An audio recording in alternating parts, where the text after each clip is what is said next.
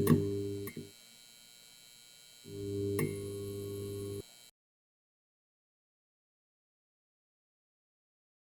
guys, Stockaholics, thank you guys for being here today. Cycles. There's all kinds of cycles. Especially when we're thinking about it in economics or in stocks, there are market cycles, there's business cycles, but there are actually sectors or certain stocks that you can invest in that are called or that are cyclical. They're easy. This is why I like to invest in a lot of these things, because there's not a lot for me to think about. But for some reason, for many people out there, I think that they get it wrong. They have a difficult time with that. So I kind of wanted to share some of my thoughts on cyclical investing, and we're going to use some of the things that I talk about, commodities, to kind of make sense of this cyclical kind of investing. All right, so I made this video a month ago called this very clickbaity little title here called "Commodities Will Crash." Why I thought that a lot of the commodities that that are currently at very high prices are likely to be peaking. So I took a look at, in particular, I thought lumber was peaking, and I thought copper is peaking. I think that and by the way, I timed this video perfectly because what happened, this video was on May 8th, I think, and we'll take a look at the lumber chart in a second. And that was like if not the day that the lumber market peaked, one of the days around the peak where it is peaking. And I think that the copper, there was a big sell-off today. I think that is just part of the beginning for what I think is likely to happen in the intermediate term for short to intermediate term for copper, right? A lot of people didn't like that I was saying that. They didn't like, especially when a lot of the things that I talk about on this channel are commodities related. They don't like to hear that kind of thing. And for me, I don't care. I am going to say some of my thoughts. I'm not going to be pumping. I'm not a permabull. And this is not a space that you can be a permabull and be successful long term. You need to be adaptive. You need to respond to prices. And when prices get to a certain level, there's phenomenon that happen every time. But no matter where we are in a cycle, no matter how high prices get, people try and justify why prices could get higher. And I think a lot about things in the investing in terms of poker. This would what we would call a losing strategy. There's no way that it's a successful long-term strategy. So here we go. By the way, I thought it would be important to mention this. I have an outstanding wager with one of the commenters in this video. He believes that copper will be above $5 in a year at the end of this year, and I took the other side of that bet, where I believed that it would be below $5 this year. Now, I think he set a very high mark here. If he had said a number much lower than that, I probably would have taken this bet for the same amount. But we have the very high high wager bet here of 10 Dogecoins on this outcome. So we'll see if he's still around in a year to either collect his payment or to dish that payment out. Okay, so here's lumber, right? Lumber is a cyclical commodity. I believe all commodities are cyclical. Not maybe I'll just go with the safe option and say that most of them are, but I believe probably all commodities are cyclical. So lumber is an example of something that is highly cyclical.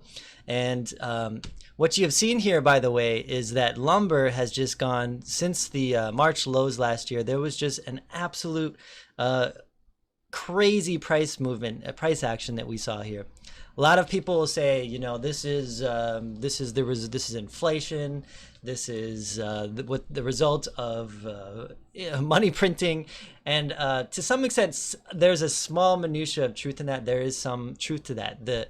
With all of that readily available money in the system, some of that has driven increased lumber demand. I believe that. But most of this is because of supply side disruptions.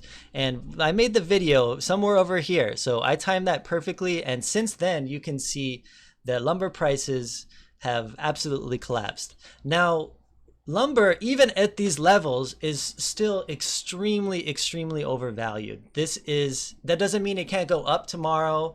And wouldn't surprise me if this shot up, a little bit more, that there's a dead cat bounce when some of the people out there who need lumber go and notice that the prices are finally coming down, and they go out and there's another, a little secondary blip here. But even at these levels, even after it came down, I don't know, what is this, like 40% from the peak? This is still highly restrictive of demand.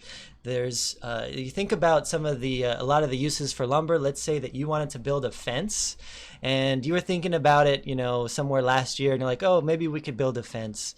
When the lumber price goes up 4 times, do you think some of the people out there are going to change their mind and maybe put off that expenditure? There are some people that have to buy lumber. There are some construction businesses that have to, and and by the way, there are some that just can't. At a certain point, they're going to fold their business, and that's something that I think we're seeing in some cases as well. But even at these prices that we are now, this is highly restrictive of demand.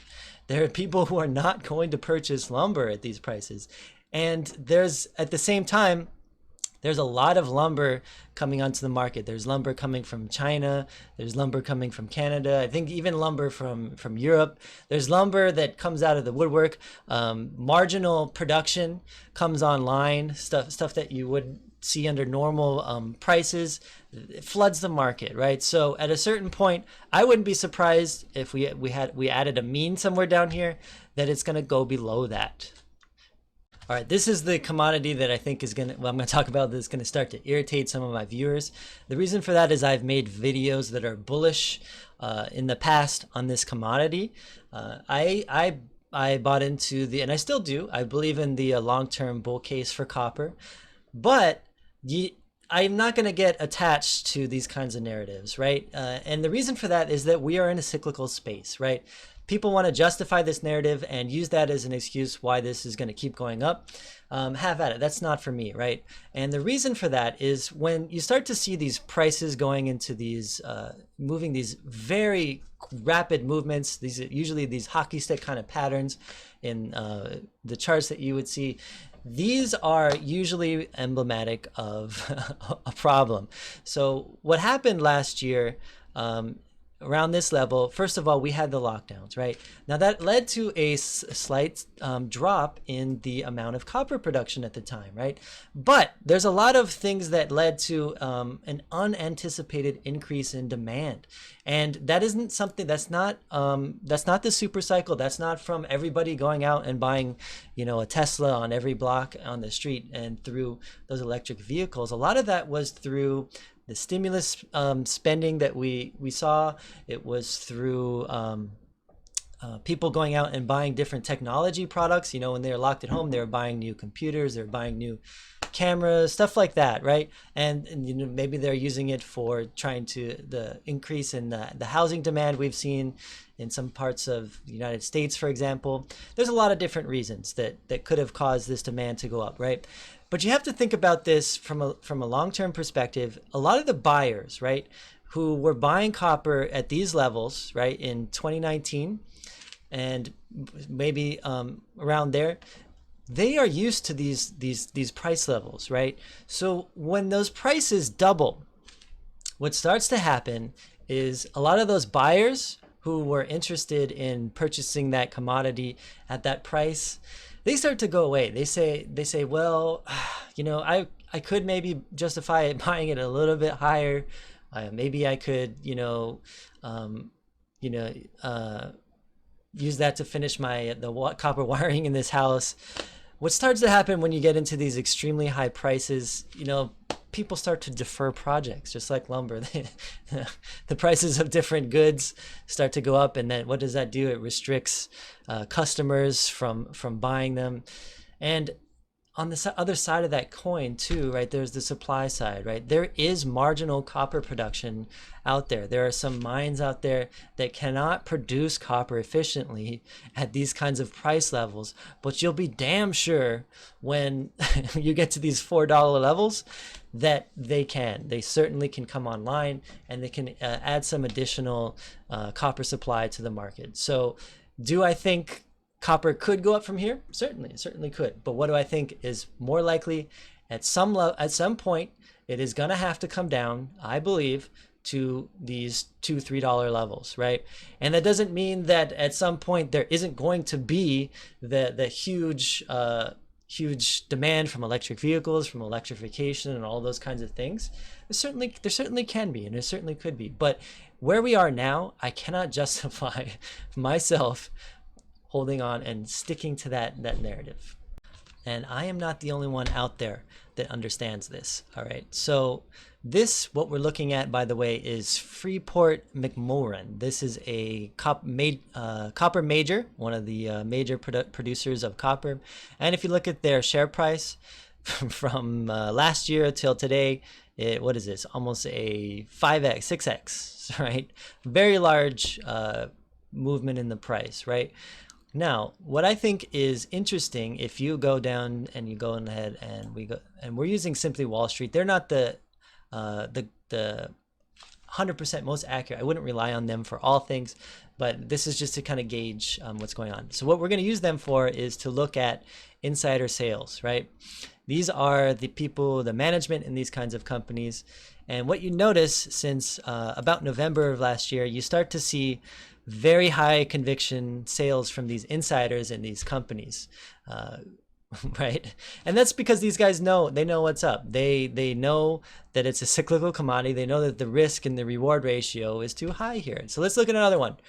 Rio Tinto, same kind of thing. If we look at their price graph, this one doubled, didn't do as much as that last one. What do you see? Insider sales, right? Huge insider sales, especially in the last 3 months with this company. High conviction sales, right? And you look at the amount of insider ownership. Where is that? Individual insider, they have owned almost no shares in this company now, right? Let's go ahead and look at another major copper producer, Southern Copper, right? Look, what we've seen in the last 12 months in this company, large amount of sales, and we're seeing some very high conviction sales in these companies too. Look at all of the sales we've seen in this company since a lot of people get in here. But one of the things you notice in this company, SCCO, Southern Copper, by the way, you'll notice as time goes on, the conviction, the amount of the number of shares being sold increases. So back here, there was a small amount being sold. Then as time went on, you start to see these double-digit sales. Then you start to see these triple-digit sales. And then you start to get into the more recent term amount, a certain time, you get some very high triple-digit sales, right? And then you look at the amount of insider ownership in this company. They've sold off almost all their shares, right? So if this were a super cycle, I would expect some of these guys, these upper management in these copper companies, the copper major producers in the world, they would probably know what's up, and they probably wouldn't be selling. But I think that they understand probably a lot of the things that I understand, and that there is a lot more downside than upside in this commodity at present levels. Cyclicals, guys, they're not hard. For some reason, people make them hard, right? There's Warren Buffett. He has a famous kind of saying where he was comparing stocks to kind of tuna, right? When you go to the store and you like a product, let's say that it's a can of tuna, right? When you see the can of tuna for $1, maybe you'll buy some, right? But what are you usually going to do if you see that product on sale? Let's say that the can of tuna's price goes down to 50 cents, right? Then in the real world, you would probably go and buy more. And this is the same that's true in the real world for a lot of commodities, right? If the price goes way down, you might buy more, right? But in the markets, when we're thinking about investing, people do the opposite for some reason. And this is, by the way, some of the problems I have with technical analysis. A lot of it, what they try to do is confirm higher prices. To me, usually that doesn't make a lot of sense, because you're trying to justify entrance points at points that are usually higher than than prices you can get at certain other levels, right? But when in the markets, what do a lot of people do? They see prices going up, and they don't think about it in terms of like grocery shopping. They instead think about it as, oh, I can purchase this commodity or this stock or this cyclical or whatever it may be, and it's been going up, so it's going to go up even more, right? And this is the problem I have with that that saying that markets are forward looking. If you look at cyclicals, they never are, because if they were forward looking, they would have priced a lot of this in. But that's not the truth. What people do is they price in the current market conditions out into infinity. They assume that, okay, because copper or because lumber is at a certain price level, it is always going to be at that price level. And that is false. That is not true.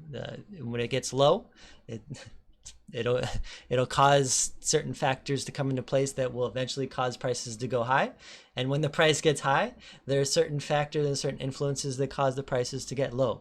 So don't fall into this trap. You know, I'm not going to give investment advice, but this isn't hard. It's just, you know, cyclicals, buy when people don't want them, buy them low, and when everybody wants them, go ahead and sell into them. Say, all right, you know, enjoy. And for me, you know, it's like, I'm never gonna time this perfectly, right? I'm never gonna be the guy who is selling at the tippity tip top of the prices, and I'm never gonna be the guy who's probably buying at the lowest of the lows, right? I'm probably with these cyclicals. What I've noticed that is probably the more successful long-term strategy is, yeah, I'm probably going to get in too early. They might go down from the point that I got in at, but remembering Warren Buffett's tuna can, maybe I'll buy a little bit more, right? That now that it's a little bit cheaper, right?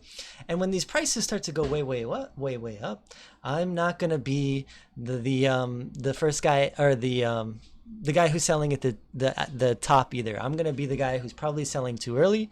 People are going to be who are very euphoric, very optimistic. They're going to be like, what an idiot. Why is he selling too soon and at these levels? And, you know, that's me. And I'm always going to do that, probably until the day I die, because I understand this cycle. All right, I've given a lot of flack to a company called Tesla, and you know, I think it's overvalued. And by the way, Tesla, people may not know this, people might not realize, they think it's a technology company. The auto industry is also cyclical. It's based on the business cycle. People might say, oh, but Tesla is whatever. Okay, we're not going to get into that. So when you see these very high movements in auto stocks, by the way, that's probably also a sell signal, right?